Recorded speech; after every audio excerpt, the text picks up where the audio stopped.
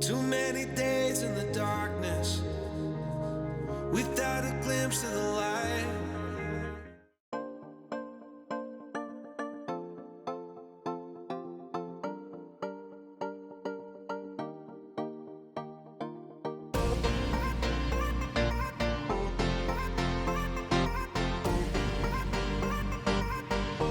乾杯。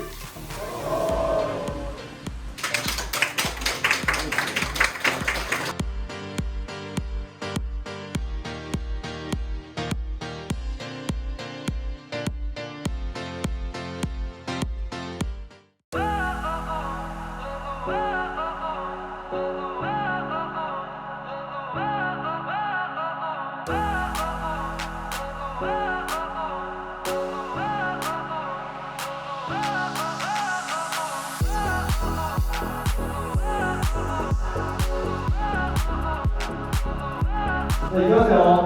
乾杯。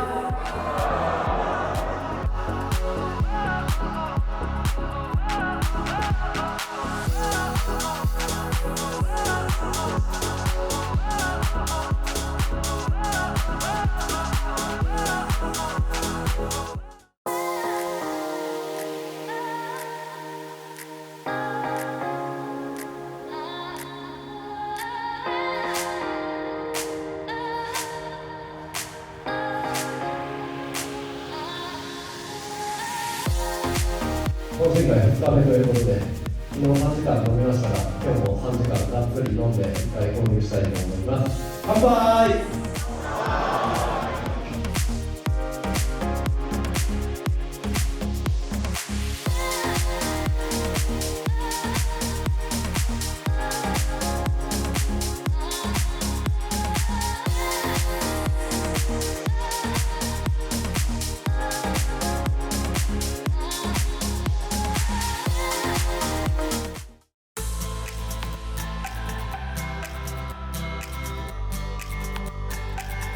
京都大原完全院に来ました。今日は60人ぐらいいまして、たくさんの人がいます。